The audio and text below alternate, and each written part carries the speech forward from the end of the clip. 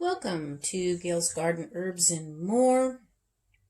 We're in the middle of doing a bunch of rearranging and stuff, so I just kind of found a little spot. But anyway, I want to talk about how to make a soak.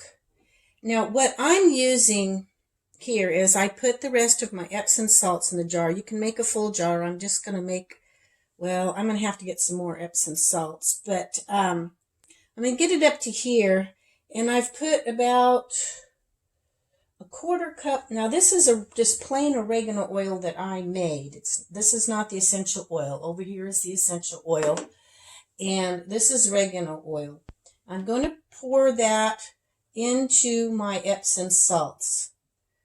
Okay. And yeah, I may smell a little bit like a pizza. But oregano really, really likes my body and helps me.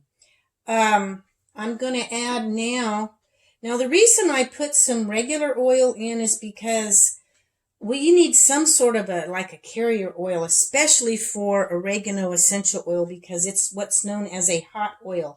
And it almost feels like you burn yourself if you don't use, if you don't use a carrier oil, 9, 10. I think I put about 10 drops in there.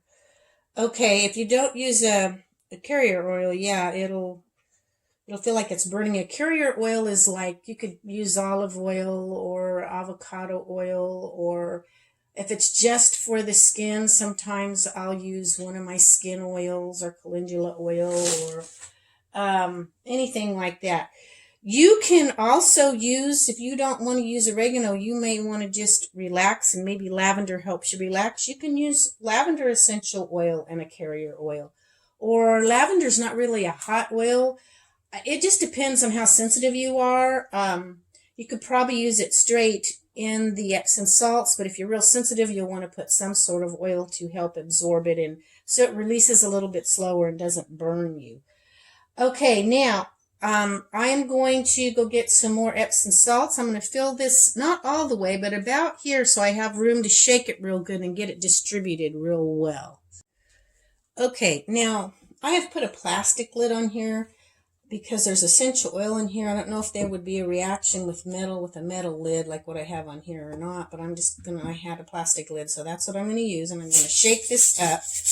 I'm going to shake it real good, and I want to tell you something that happened several years ago. My right knee had been hurting a lot. For 2 years it hurt.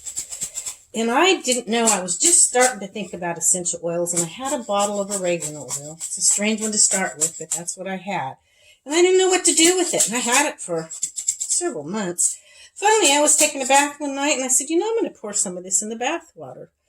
And I can't remember if I was putting it in with the Epsom salts yet or not, but I noticed the pain, and I didn't do it for that reason, but I noticed the pain in my knee quit, and it was good for about a week, and then it started to come back again.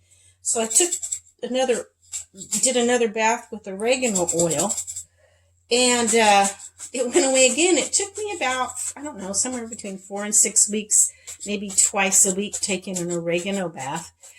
And no, I don't mean I just climbed in the bathtub with nothing but oregano. I put some drops in my water.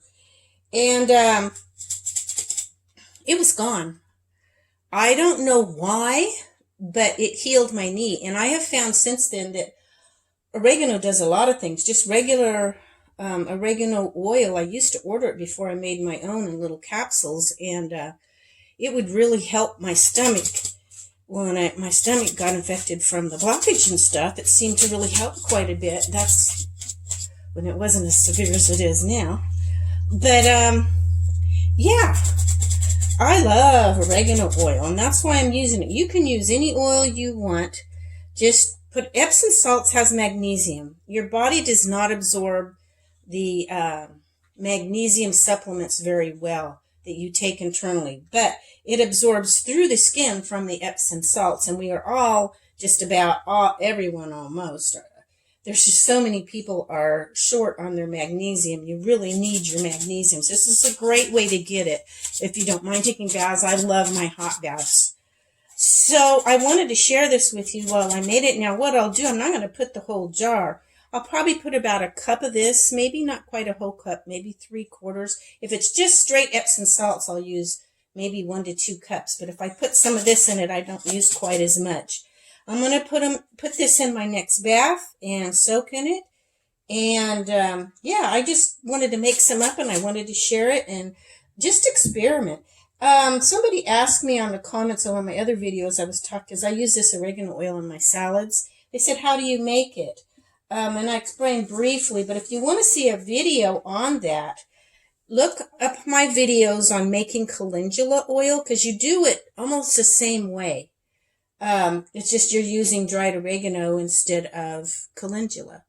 But yeah, I make my own so much cheaper, and you find the herb that works for you and make your oil from it. You can use it in all sorts of ways. It's just amazing what a person can do on their own. But anyway, hope you all enjoyed this, and I'll let you go.